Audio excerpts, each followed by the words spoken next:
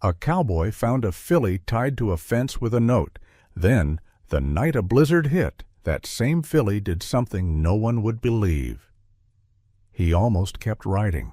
In the Wyoming fog, a filly stood tied to a fence, shaking, beside a note that read, "Don't untie her unless you mean to keep her." Caleb Walker had spent years not keeping anything until that promise followed him home. And when a sudden blizzard dropped him to his knees, the one he saved made a choice that changed everything. The fog lay low over the Wyoming high plain, thin as breath on cold glass, blurring the line where the land ended and the sky began. Caleb Walker rode the fence line the way he always did, slow, methodical, eyes trained on wood posts and wire that had learned his shape over the years. His horse moved without instruction, hooves finding the hard ground beneath the frost-bitten grass. Morning had a sound out here, wind slipping through sage, leather creaking, the quiet patience of a day that hadn't decided what it would become yet. He saw her where the fence bent toward a shallow draw. At first he thought it was debris, an old tarp maybe, caught and dragged by the wind. Then the shape lifted its head. A small one, too small to be alone. Caleb drew the reins and stopped. A filly stood tied to the fence, rope looped tight around her neck and knotted to a post worn pale by sun and years. She was young, too young to know how to fight the pull of panic, and her legs trembled in quick, uncertain shivers. Her coat, a light bay dulled by dust, rose and fell with shallow breaths. She didn't pull against the rope anymore. Whatever strength had flared earlier had already burned out. Caleb stayed where he was. He had learned, long ago, not to rush toward things that looked broken. The wind shifted, carrying the faint smell of snow from the higher ridges. It lifted a corner of paper nailed to the fence post. The paper fluttered once, twice, then slapped back against the wood. Caleb swung down from the saddle and took a step closer. The filly's ears flicked. She watched him with one dark, wet eye, not wild, just tired. Caleb reached for the paper. It was a scrap torn from a notebook, the edges uneven, the ink smeared in places as if the writer's hand had shaken or the page had been damp. The words were short. There weren't many of them. "Please don't untie her unless you mean to keep her." Caleb read it once. Then again. He didn't move after that. The sentence settled into him the way cold does when it slips past wool and denim and finds skin. It wasn't the rope that held the filly there. It was that line, a quiet demand, a boundary drawn by someone who had already crossed too many of their own. Caleb folded the paper carefully and slid it into his jacket pocket. The filly lowered her head, the rope creaking faintly as she shifted her weight. There was a raw mark where the fibers had rubbed her coat thin. No blood, no obvious wounds, just the unmistakable look of something left behind. He took another step. She flinched, but she didn't bolt. Couldn't. The fence held. Caleb stopped again, hands open at his sides. He could untie her in seconds. He had a knife in his pocket, sharp enough to cut through old rope like it was nothing. He could free her and ride on, let her find her way or not. Out here, no one would ask questions if he said he never saw her. That was the kind of freedom he understood. The wind rose, tugging at the brim of his hat. For a moment he wasn't standing in the fog anymore. He was somewhere else. White noise roaring in his ears, the ground giving way beneath his boots, a voice shouting his name, and then disappearing under snow and stone. Caleb closed his eyes. When he opened them, the filly was still there. She met his gaze, and something passed between them that had nothing to do with instinct. It was recognition, not of sameness, but of absence, the shared knowledge of what it meant to be left where the world could decide your fate. Caleb exhaled, slow and controlled. "All right," he said aloud, his voice rough from disuse. The sound of it surprised him as much as it seemed to surprise the filly. All right. He reached into his pocket and wrapped his fingers around the knife. If he cut the rope, there would be no pretending this was temporary. No easy way to step back into the quiet life he'd carved from routine and distance. The note had been clear. So was the choice it demanded. Caleb knelt beside the fence, the cold seeping through his jeans, and brought the blade to the rope. The filly stiffened. "It's okay," he said, though he wasn't sure who he was trying to convince. The rope parted with a soft, final sound.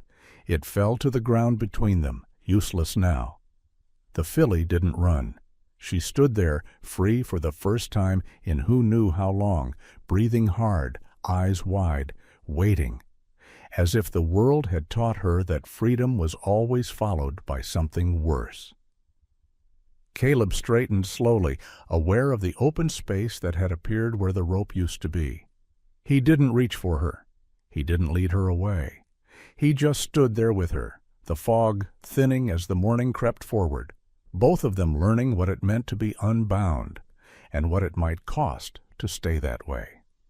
"Easy," Caleb murmured, more to himself than to the filly, as the wind carried his words across the empty land. And with that single, quiet choice, nothing in either of their lives remained simple again. Caleb stayed where he was until the filly's breathing slowed, until the tight, frantic rise and fall of her ribs eased into something closer to steady. Freedom, he knew, could feel like danger when you'd never been allowed to trust it.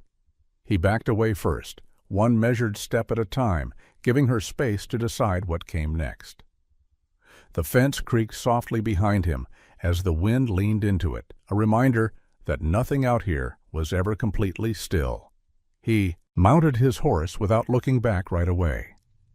When he finally did, the filly hadn't moved. She stood where the rope had fallen, head low, as if the empty space around her required careful study. Caleb turned toward the ranch and rode on, expecting, almost hoping, that when he glanced back again, she would be gone. She wasn't. By the time he reached the weathered gate that marked the edge of his land, he could feel her presence behind him, not close, but close enough. A quiet following. Not loyalty, not yet. Just a choice made one step at a time. Caleb didn't slow for her. His ranch sat alone in a wide basin of grass and wind, a single-story house, crouched low against the weather, its paint bleached by years of sun and snow. Everything about the place spoke of order without warmth. Tools hung in neat rows. Fences were repaired the moment they sagged. Nothing was kept that didn't serve a purpose. That was how Caleb lived now, efficiently, deliberately, with no room for excess. He dismounted and tied his horse, then turned. The filly stood at the edge of the yard, uncertain, ears twitching as she took in the new space. She didn't step onto the packed dirt near the house. She didn't lower her head to graze. She simply watched him. Caleb busied himself with chores he didn't need to do yet, checking a latch, straightening a board that was already straight. He could feel the pull of her attention like weight between his shoulders. Years ago, he would have filled the silence with words. Now, he let it sit. The house behind him held no photographs, no keepsakes, not even a calendar. After the accident, he had learned what memory could do when given too much room. The mountains didn't care about the past, neither did the weather. He'd decided to live like them, present, unburdened, untouched. That decision had kept him alive. It had also kept him alone. When he finally turned back, the filly had taken a few cautious steps forward. Dust clung to her legs. There was a thin scar along her shoulder, half hidden beneath her coat. Caleb noted it the way he noted everything else, without comment, without judgment. Damage assessed, no conclusions drawn. "Water's there," he said, nodding toward the trough near the barn. His voice sounded strange in the open air, like it hadn't been used properly in a while, The filly flicked an ear but didn't move. Caleb shrugged out of his jacket and hung it on a nail by the door. The note was still in the pocket. He felt its weight even from across the yard.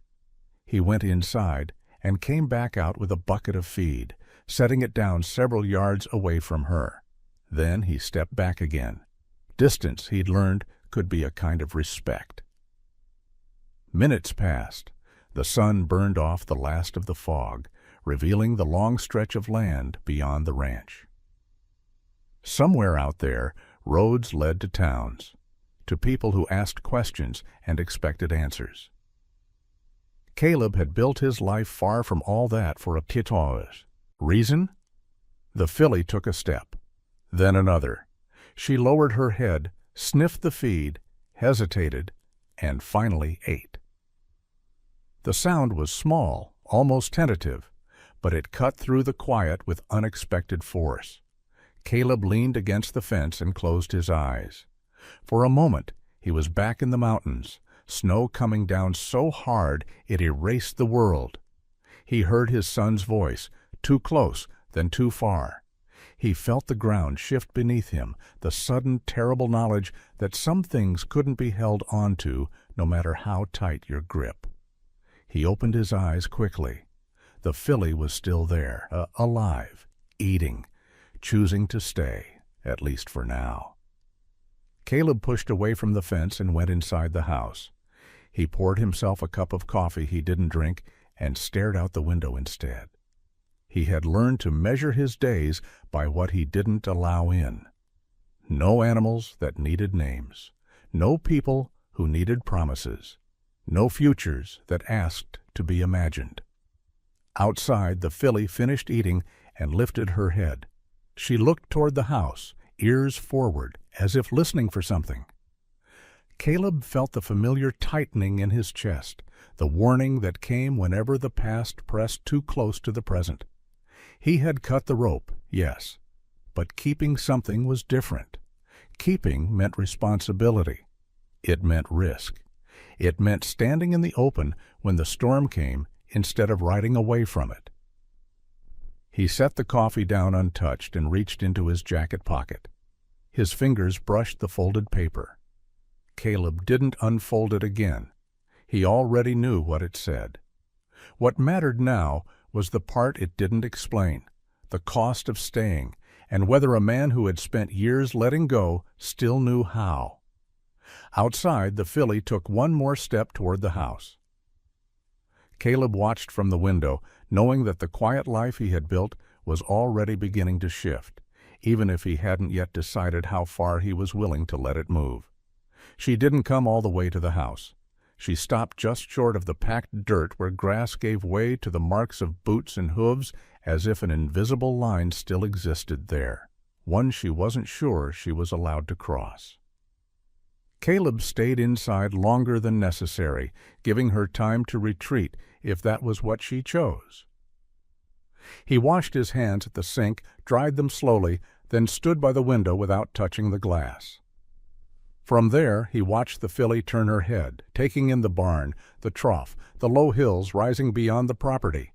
Every movement she made carried caution, but there was something else now, too. Awareness. The rope was gone, yet its memory lingered in the way she held herself.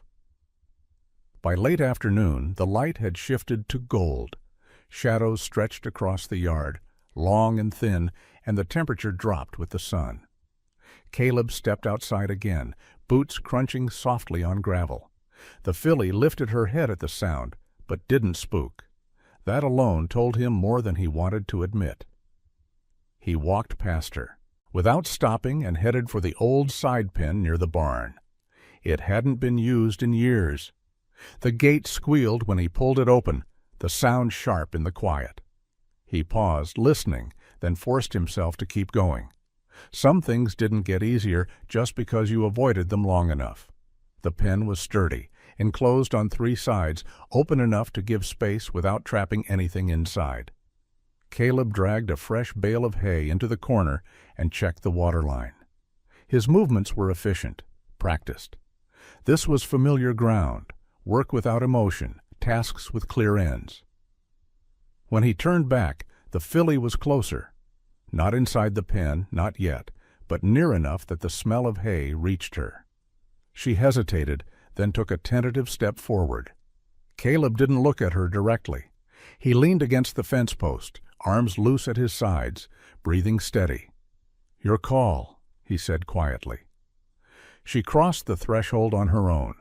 Caleb latched the gate, but didn't close it fully, leaving it resting against the post instead. Not locked. Just there. A suggestion, not a command.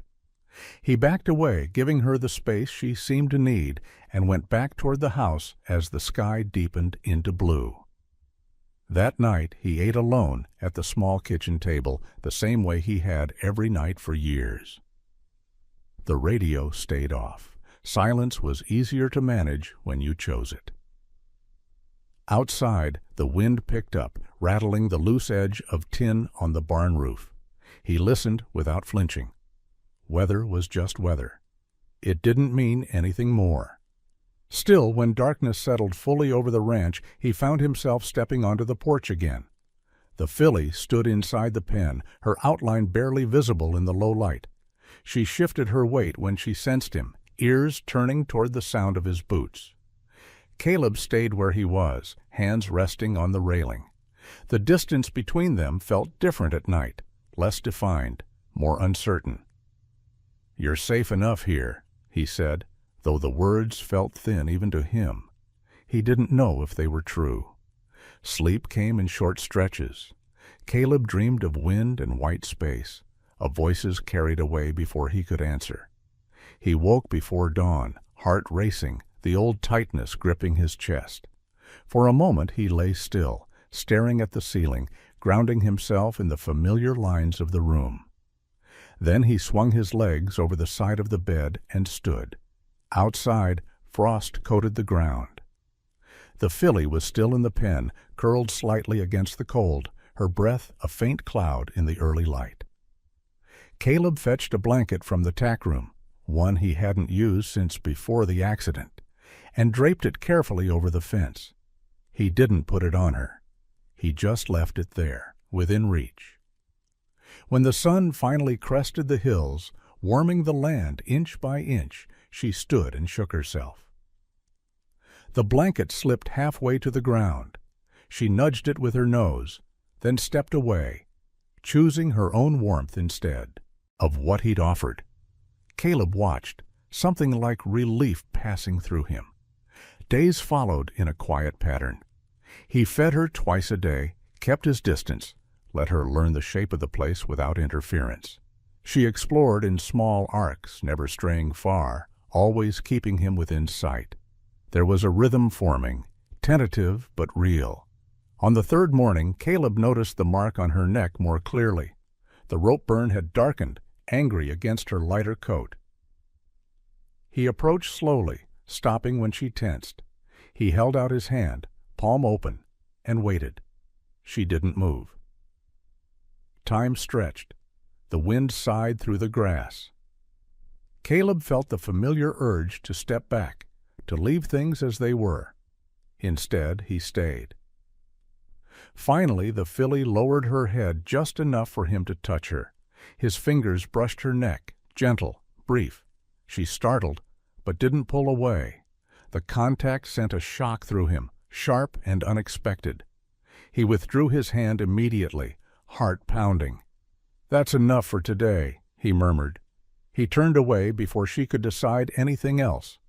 That afternoon, a truck passed on the distant road, its engine carrying faintly across the land. Caleb stiffened, the sound cutting deeper than it should have. He watched the dust trail fade and felt the weight of attention returning to the ranch, the way it always did when something changed. He knew what came next. Questions. Assumptions. The quiet math people did when they saw an unfamiliar animal on land that hadn't held one in years. Caleb stood by the fence and looked out over the open range, the mountains pale against the sky. Cutting the rope had been the easy part. What followed, the keeping, the explaining, the standing still while others looked on, That was where things broke or held. Behind him, the filly stepped closer. Caleb didn't turn, but he felt it, the presence at his back, steady and warm. He stayed where he was, letting the moment settle without naming it. The rope was gone. Everything else was just beginning. Morning came with a thin layer of frost, and a sky so clear it felt brittle. Caleb woke before the light reached the windows, the way he always did, his body still tuned to years of early starts and unfinished work. He pulled on his boots and stepped outside, the cold biting through leather and bone. The ranch was quiet, the kind of quiet that didn't ask questions. The filly stood near the pen gate, watching him. She had moved during the night, closer to the barn now, closer to the rhythms of the place. Caleb noticed the shift immediately. He always noticed changes. He filled the trough, poured grain into the bucket, then set it down without ceremony. No coaxing, no expectation, just the routine. She waited until he stepped back before approaching. Her movements were cautious, but no longer frantic, as if she were learning the rules of a world that didn't tighten around her without warning. Caleb leaned against the fence and let the minutes stretch. There was something to be said for letting time do the work people usually tried to rush. The days settled into a pattern that surprised him with its steadiness. He repaired a section of fencing near the north pasture, hauled supplies from town once a week, and kept to his habits without altering them for her. She followed at a distance sometimes. Other times she disappeared behind the rise of the land and returned later, as if checking that he hadn't vanished. Caleb didn't name what was happening between them. Naming things had a way of turning temporary moments into obligations. By the fourth day, she drank from the trough while he stood nearby. Not touching, not speaking, just sharing the same stretch of ground. The sun warmed the dirt beneath their feet, and the wind carried the scent of dry grass and far-off snow. Caleb found himself breathing easier without realizing when it had started. At night, the quiet changed shape. It pressed closer, thicker, and sometimes it brought memories with it. Caleb would sit on the porch long after dark, the barn a low silhouette against the stars. The filly stayed inside the pen now, not because he closed the gate, but because she chose to. Choice mattered. He'd learned that the hard way. One evening she stepped forward while he was there, closing the space between them by a few feet. Caleb stilled, hands resting on his knees. He didn't look directly at her, but he felt the weight of her attention, the soft sound of her breathing. "You don't owe me anything," he said quietly. The words drifted into the dark, unanswered. A week passed, then another. The mark on her neck faded from raw red to a darker line, still visible but no longer angry. Caleb fetched a salve from the tack room and set it on the fence rail one afternoon, leaving it there as an option. She sniffed it once and stepped away. He left it untouched. Trust, he was learning, couldn't be applied like medicine. The first real contact came without ceremony. Caleb was repairing a hinge on the barn door when he felt a warm breath against his shoulder. He froze, then slowly turned his head. The filly stood close enough now that he could see the fine dust clinging to her lashes. She didn't shy away when he looked at her. He raised his hand, not toward her, but away, giving her the chance to decide. After a moment, she leaned forward and brushed her nose against his sleeve. The contact was brief, almost accidental, but it sent a jolt through him sharper than he expected. Caleb swallowed and lowered his hand. "That's enough," he murmured, not in rejection, but in caution. She stepped back, seemingly satisfied. That night, he dreamed less. On the 10th day, a truck pulled into the drive. Caleb heard it long before he saw it, the sound of tires on gravel echoing across the open land. His shoulders tightened as he straightened from where he'd been stacking feed. The filly lifted her head, ears flicking toward the noise. The truck stopped near the house. A man stepped out, one of the neighboring ranchers, hat pulled low, eyes already scanning the property. "Didn't know you were keeping horses now," the man called, voice carrying easily. "I'm not," Caleb replied. The words came out automatically, shaped by habit. He realized their weight only after he'd spoken them. The man nodded, unconcerned, already forming his own conclusions. They talked briefly about weather, about fences, about nothing at all. The filly stayed back, watching. When the truck finally drove away, dust hanging in the air long after, Caleb remained where he was. He felt the old pressure building, the sense that the quiet he relied on was thinning. Change had a way of drawing attention, and attention brought questions he didn't want to answer. He looked toward the pen. The filly met his gaze and held it. Caleb didn't move.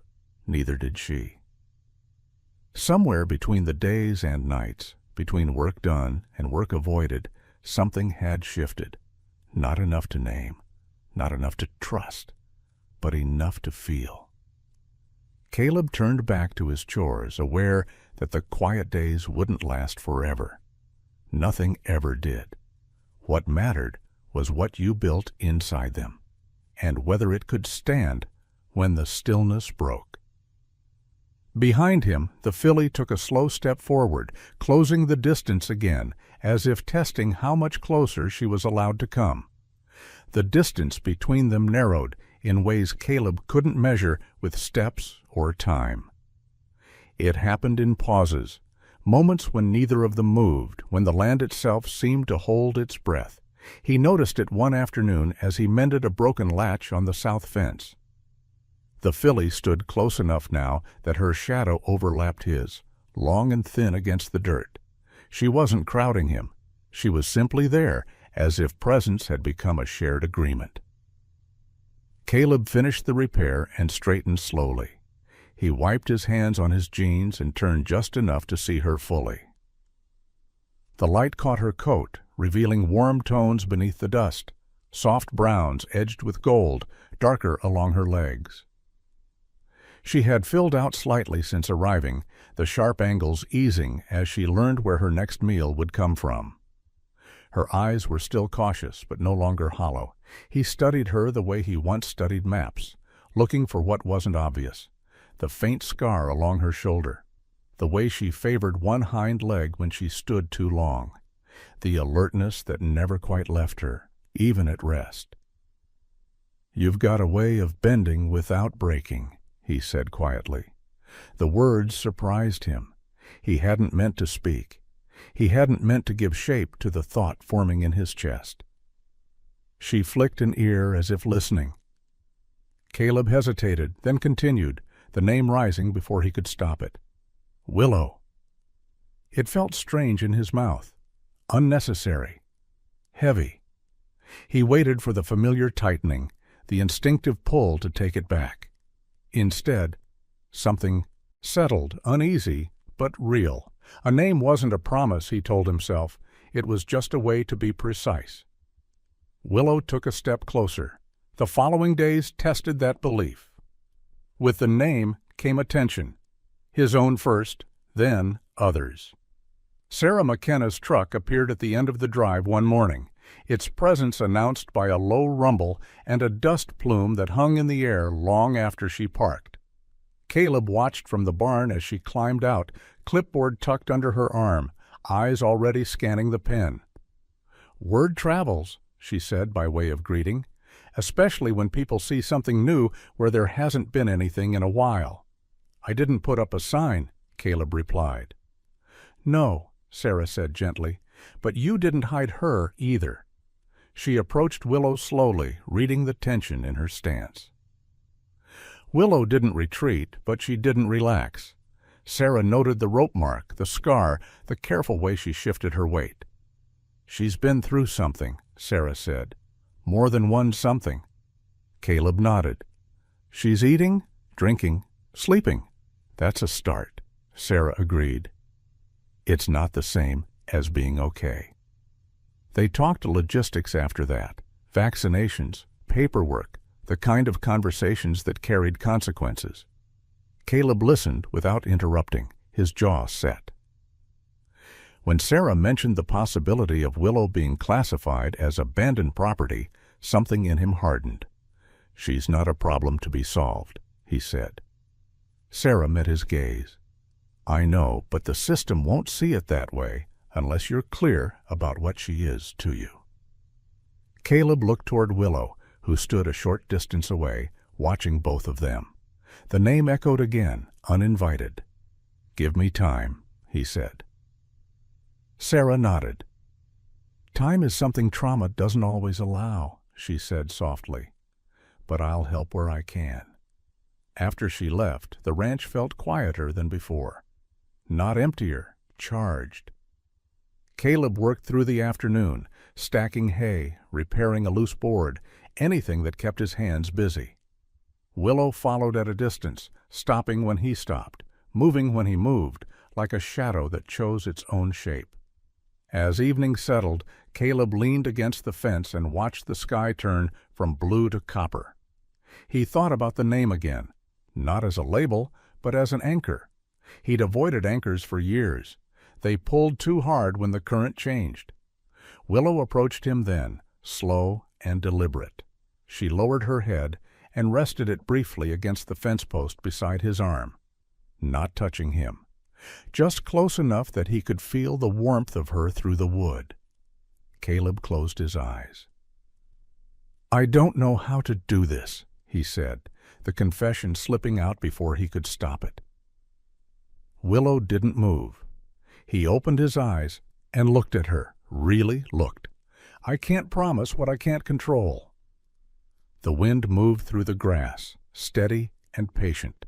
Caleb straightened and reached into his pocket, pulling out the folded note. He hadn't read it since the day he found her. He unfolded it now, smoothing the creases with his thumb. The words were the same. They always would be. "Please don't untie her unless you mean to keep her." He folded it again, slower this time, and placed it on the fence rail. "I'm still here," he said, not to the note, but to the space between them. Willow lifted her head and took a step closer, closing the last small gap she had always left. Her shoulder brushed his arm, firm, solid, unmistakably real. Caleb didn't pull away. The sun dipped below the horizon and the first stars appeared. Faint but persistent, the ranch settled into night, and with it came a new weight. Not the crushing kind he remembered, but something steadier, something that asked to be carried, not escaped. Caleb stayed where he was until the dark fully claimed the land, the name Willow echoing quietly in his thoughts, not as a promise made, but as one that might, someday, be kept.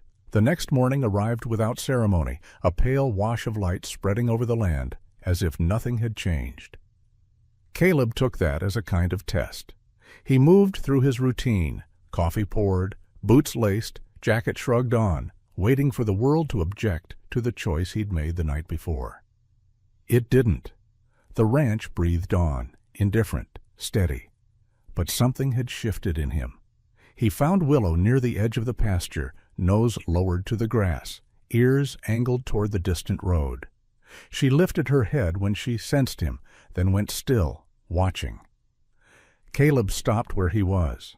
The closeness from the night before had not dissolved into awkwardness. It had simply settled, like dust after a long drive. He headed into town that afternoon, the first time in weeks he'd felt the pull of it. The hardware store smelled of oil and old wood. The clerk nodded but didn't linger. Outside, a flyer fluttered on the community board. Equine welfare meeting, county office, Thursday at 6. Caleb read it twice. He didn't take one down. He didn't need to. By the time he returned, a pickup was already parked at the edge of his drive. The county seal on the door caught the light. Caleb slowed, feeling the familiar tightening at the base of his throat. He cut the engine and stepped out, posture easy, face unreadable. A woman stood by the truck, clipboard in hand, jacket zipped high against the wind. "Mr. Walker?" she asked. "That's me." "I'm Linda Perez, County Animal Services. We received a report." Caleb nodded once. "You always do." She glanced past him toward the pasture. Willow stood farther back than usual, head high, muscles coiled. Linda noted it, pen hovering. "She's young," Linda said, "and she's been tied recently." Caleb didn't correct her. He didn't need to. "I'm caring for her," he said. "Food, water, shelter, veterinary oversight." Linda's pen paused. "Ownership?" Caleb looked at Willow, then back at Linda. "That's being sorted." Linda sighed, the sound not unkind. "I'm not here to take her today," she said, "but I need you to understand the timeline. Abandoned livestock falls under county jurisdiction unless claimed or legally fostered. Trauma complicates things, so does visibility. Visibility, Caleb repeated. "People talk," Linda said, "especially when something looks like it might go wrong." They walked the perimeter together. Linda asked questions. Caleb answered only what was asked, no more. When she left, she handed him a card. "Thursday," she said. "Come if you can." He watched the truck disappear down the road, dust trailing like a warning he couldn't outrun. The ranch felt smaller after that. That evening, Caleb found the rope where he'd tossed it days earlier, half buried in grass. He picked it up and carried it to the burn barrel. He hesitated, then dropped it in and struck a match. The fibers caught slowly, smoke rising thin and gray.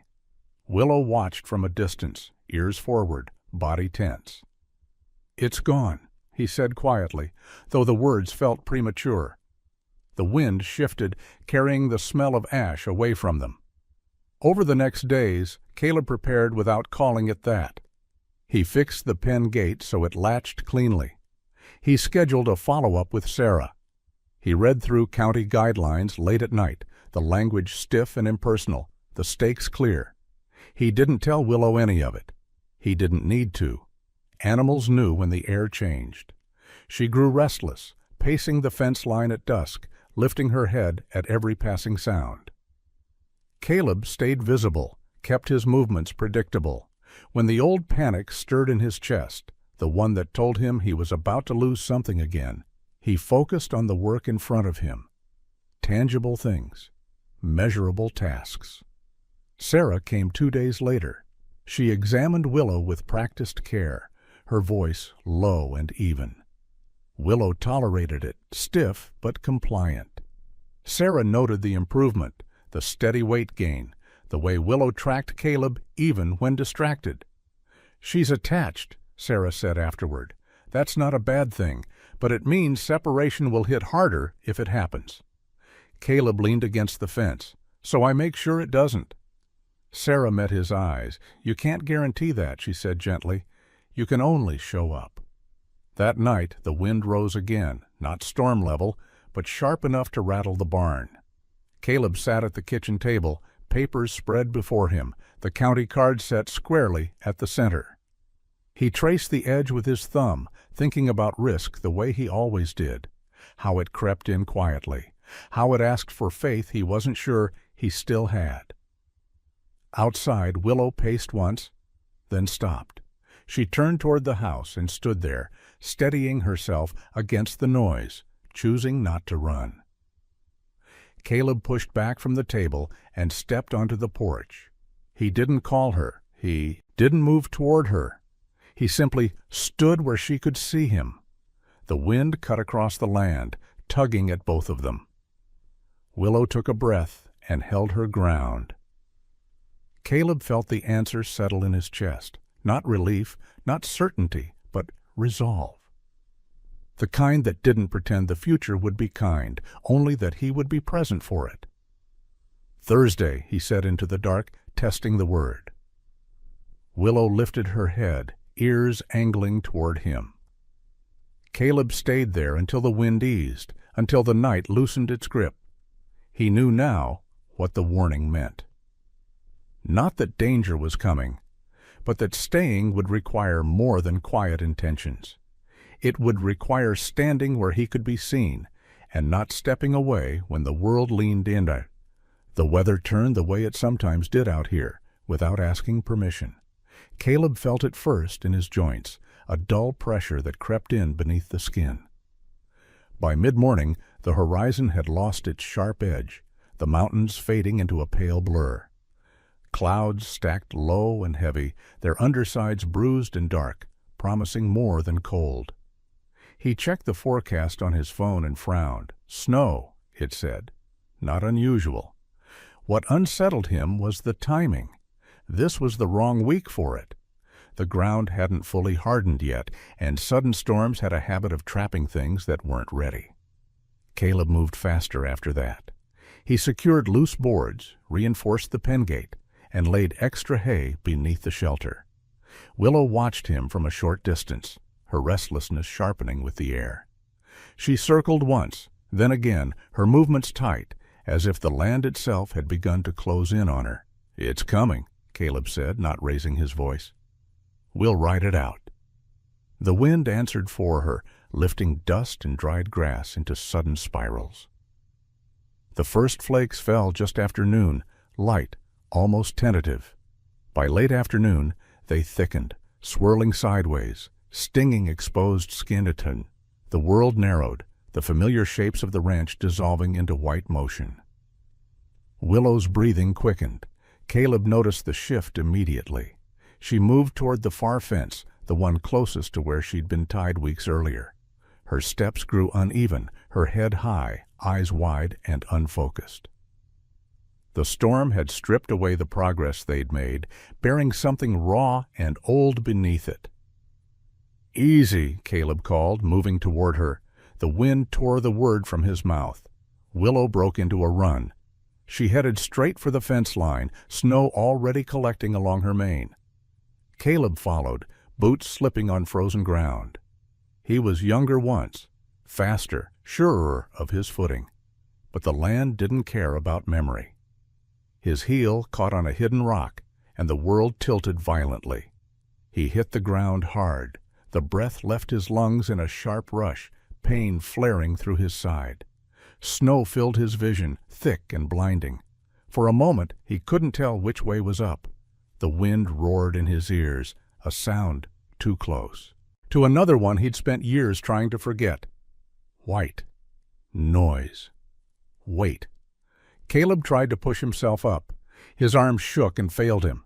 Panic surged, fast and familiar, tightening his chest. He sucked in a breath that didn't seem to reach anywhere useful. "Get up," he muttered. His body didn't respond. Somewhere ahead, Willow reached the fence and skidded to a stop. The wood loomed out of the storm like a memory she couldn't outrun. She reared once, rope ghosts pulling at her neck, then froze. The snow whipped around her, filling the space where the past still lived. Caleb lay half-buried, vision tunneling. The storm pressed in, relentless. He thought of Thursday, of county offices and forms, of how foolish it was to believe resolve alone could hold things together. He squeezed his eyes shut. Then he felt it. A vibration through the ground, soft, then firmer. Hooves. Caleb forced his eyes open. Willow stood a few yards away, her outline blurred by snow, ears forward, nostrils flared. She looked from him to the fence and back again, her body taut with indecision.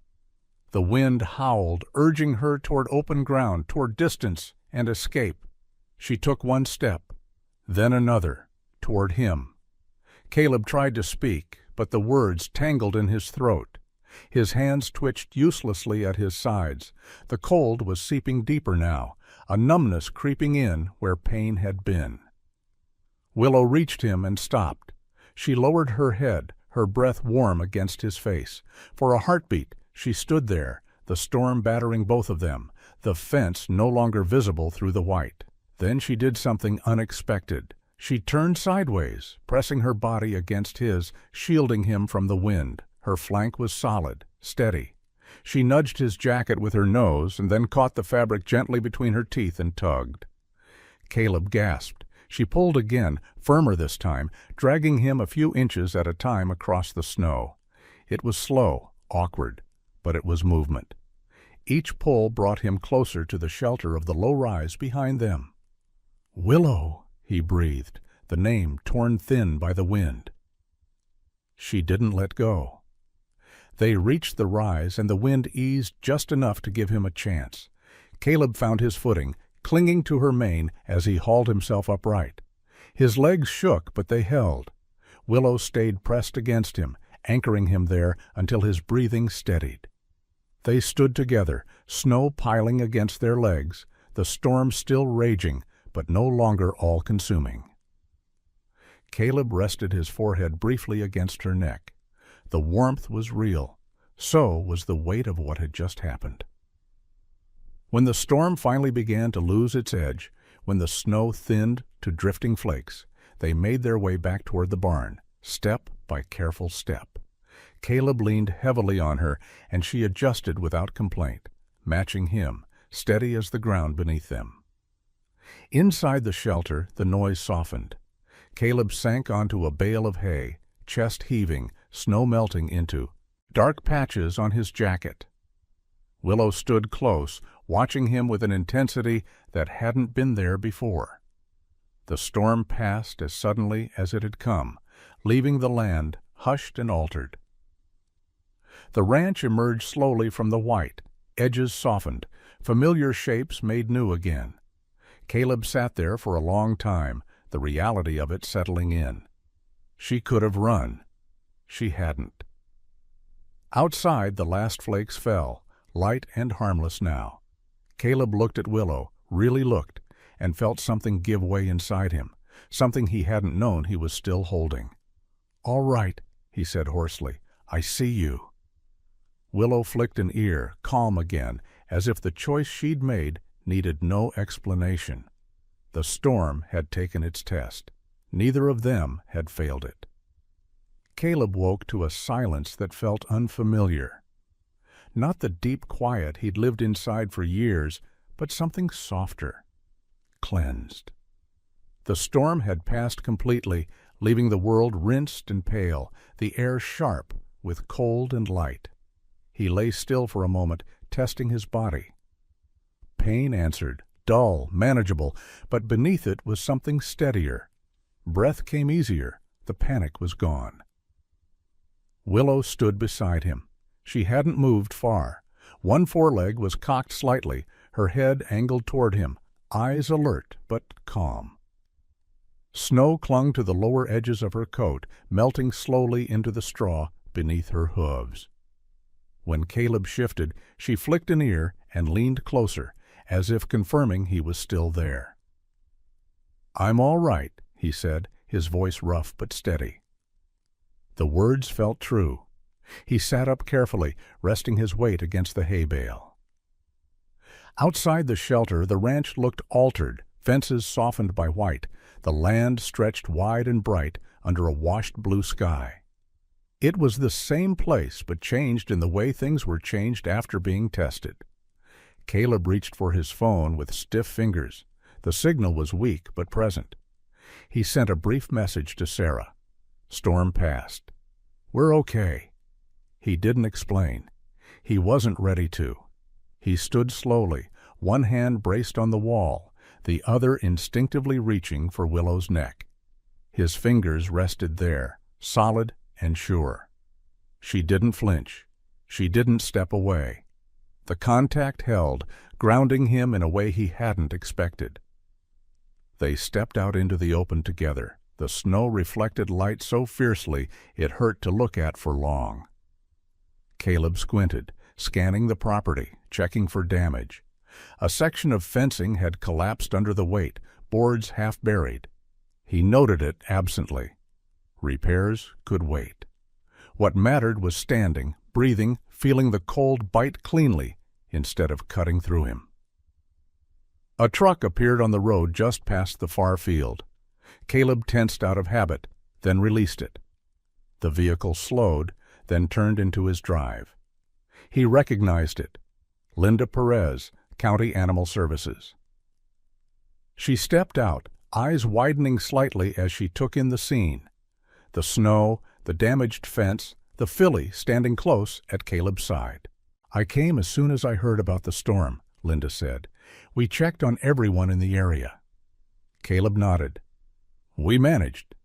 Her gaze shifted to Willow, lingering on the way. The filly leaned subtly toward him. It wasn't dramatic. It was unmistakable. "You're hurt, Deej," Linda observed. "Nothing I can't handle." Linda studied him for a long moment, then made a note on her clipboard. "I was prepared for a different conversation today," she said. "But this—" She gestured lightly. "This changes things." Caleb waited. He'd learned patience the hard way. "Trauma animals don't do what she did last night," Linda continued. "Not without reason, not without trust. She chose," Caleb said simply. Linda nodded. "That's what I'm seeing." They talked logistics again, but the tone had shifted. Less warning, more acknowledgement. Linda explained the next steps: temporary foster status, monitoring, the paperwork that made room for situations that didn't fit neatly into forms.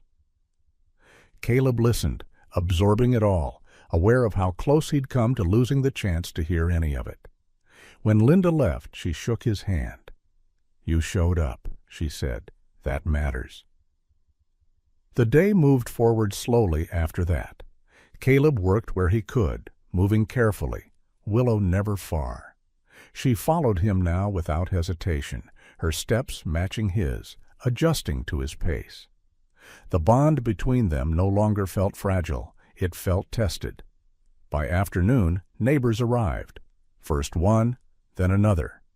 News traveled fast after a storm. They brought feed, offered help with the fence, asked careful questions. Caleb answered plainly. He didn't overshare. He didn't deflect. Willow stood nearby, calm under the attention, her presence shifting the tone of every interaction. That evening, as the sun dipped low and turned the snow gold, Caleb stood at the edge of the pasture and watched Willow move freely across it. She ran once, fast and clean, then slowed and turned back toward him. She stopped a few yards away, waited. Caleb felt the moment settle into him, heavy and clear. The storm had taken something from him, strength, certainty, but it had given something back in return. Proof. Not that the future would be easy, only that staying had meaning. "You did good," he said quietly. Willow stepped closer, close enough now that her shoulder brushed his side. The contact was unremarkable in its simplicity, and that was what made it matter. As the cold returned with the falling sun, Caleb headed toward the house, Willow following without being led. Behind them, the ranch rested under its new skin of snow, marked by damage and survival in equal measure. The unbelievable part, Caleb realized, wasn't that she had saved him. It was that after everything, neither of them wanted to leave. The next few days thawed in slow increments, as if the land itself had to remember how to move again. Snow melted in narrow ribbons along the sunny side of the barn, dripping steadily from the eaves and tapping the ground like a clock that had finally restarted.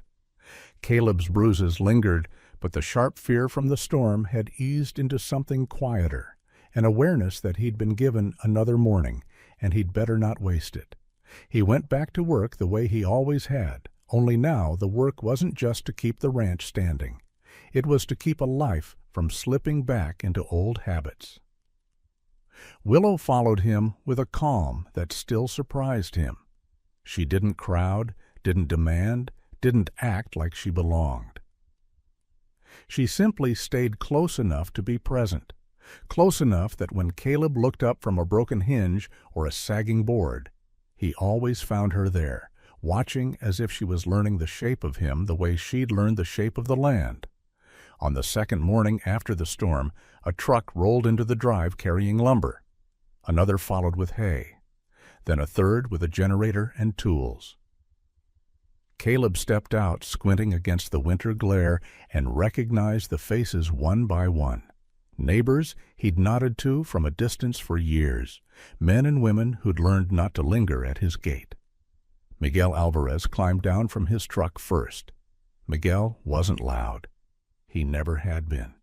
He carried himself like someone who understood that help didn't need to announce itself. "Fence went down on the north side," Miguel said, as if reporting the weather. He held up a bundle of posts. "Figured you'd want these before the ground freezes hard again." Caleb stared at the posts, then at Miguel. "I didn't ask." Miguel shrugged. Storm didn't ask either.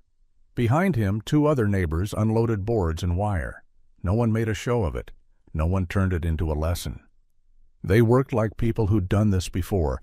Quiet coordination, steady hands, small talk about nothing important because the important thing was already happening. Willow stood near the barn and watched them all. She didn't spook at the sounds of hammers or the squeal of the wire stretcher. She stayed still, ears flicking, eyes tracking. When Miguel walked past her, he slowed just enough to let her see him, then kept going without reaching out. It was a courtesy. Willow accepted it. Sarah McKenna arrived mid-morning with her medical bag and a stack of forms. She checked Willow's vitals, ran a hand along the filly's shoulder where the faint scar lay beneath new shine, and nodded once. "She's stabilizing," Sarah said. "That's not the same as healed, but it's real." Caleb leaned against the barn wall, arms folded carefully so she wouldn't notice how stiff he still felt.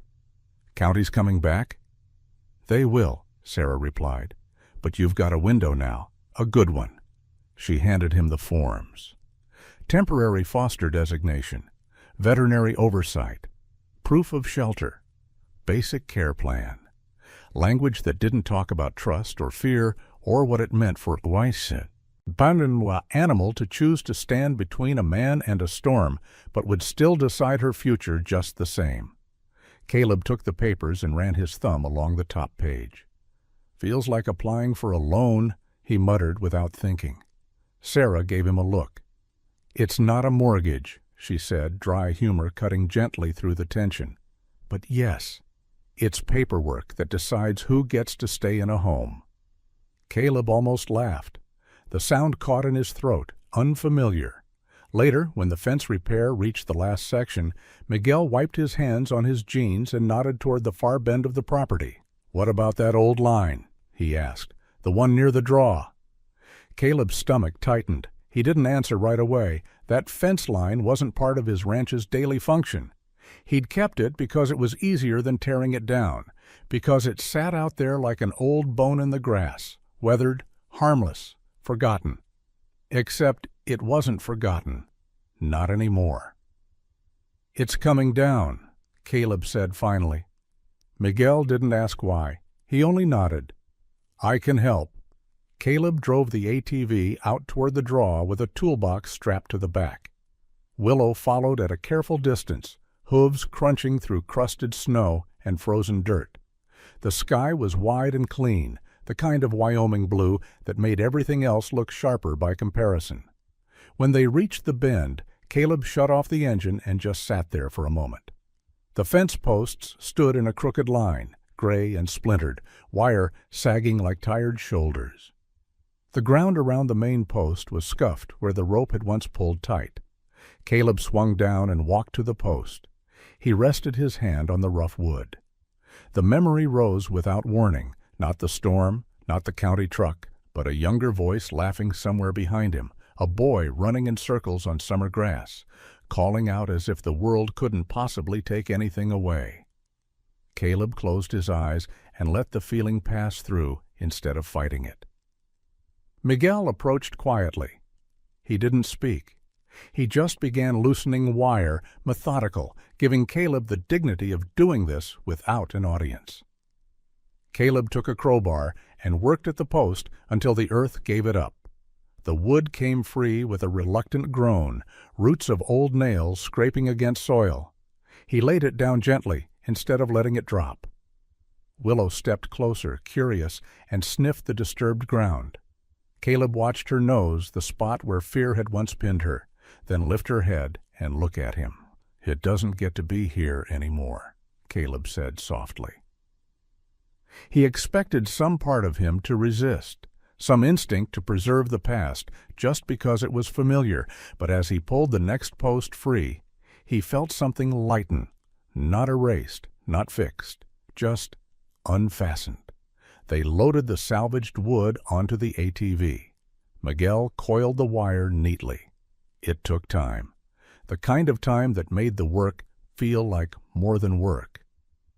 Back at the barn, the neighbors finished up and drifted away one by one, leaving behind repaired fencing and a quiet sense of having been seen.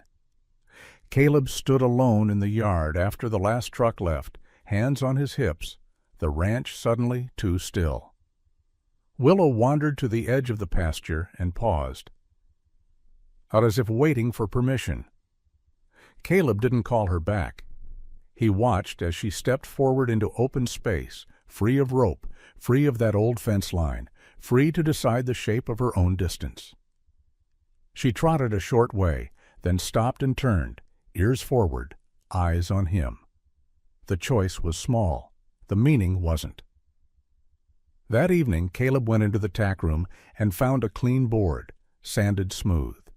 He nailed it to the stall wall where light from the open barn door could reach it. Then he reached into his jacket pocket and took out the folded note. The paper had softened from being carried so long. The creases had become permanent. Caleb pressed it flat against the new board and secured it gently at the corners, careful not to tear it. He stepped back and stared at it for a long time, as if it were a letter addressed to a man he used to be. On the shelf beneath it, he placed a pen, not because he knew what to write, because for the first time in years, he wasn't afraid of answering. The pen sat beneath the note like an unfinished sentence.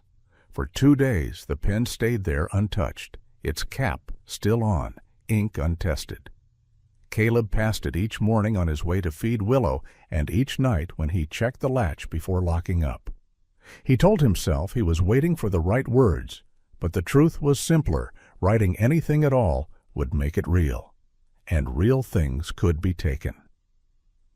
On Thursday, the sky stayed bright but cold, the kind of day that made a person feel exposed.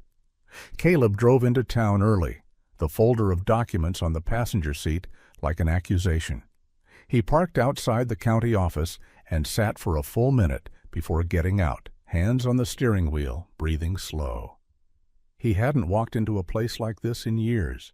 Back then, he'd filled out forms with a young boy waiting in the truck, humming to himself, impatient to get back to the ranch. Caleb pushed the memory down and went inside. The waiting room smelled like paper and disinfectant. A television in the corner played muted news, interest rates, insurance, the language of modern life that turned people into numbers. Caleb took a ticket and waited. When his number was called, he stepped up to the counter and handed over the folder. Linda Perez met him on the other side. She looked different inside fluorescent light, less like an official, more like a tired person doing a job that asked her to choose between rules and reality. "You came," she said. Caleb nodded. "I said I would." Linda flipped through the paperwork, foster status application, veterinary notes from Sarah, photos of shelter and fencing repairs, proof of feed purchase, a simple budget outline, scribbled in Caleb's blunt handwriting. The kind of practical detail lenders liked, the kind of thing a credit score couldn't measure, but still mattered. "Do you understand this is temporary until a final ownership determination?" Linda asked. "I understand," Caleb said. "And if the original owner comes forward?" Caleb's jaw tightened. For a moment he pictured the unseen hand that had tied Willow to a fence and left a note like a weapon. He didn't let anger rise. Anger was easy. It burned hot and quick and left nothing useful behind. "If someone comes forward," Caleb said carefully, "they're going to have to answer for what they did." Linda held his gaze, then nodded once. Fair. He signed where she pointed, initialed where required. The pen felt heavier than it should have, as if each stroke carried more than ink. When it was done, Linda slid him a copy. "You're her legal foster for now," she said. "That gives you standing. It buys time." Caleb took the paper and folded it, precise, as if neatness could keep the world from unraveling. "Thank you," he said, the words rough. Linda shook her head. "Don't thank me," she replied. "Thank the fact that you didn't walk away." Outside, the cold hit him like a slap. He stood on the steps of the county building and watched people move past, parents with kids, older couples holding hands, someone on a phone arguing about a deductible.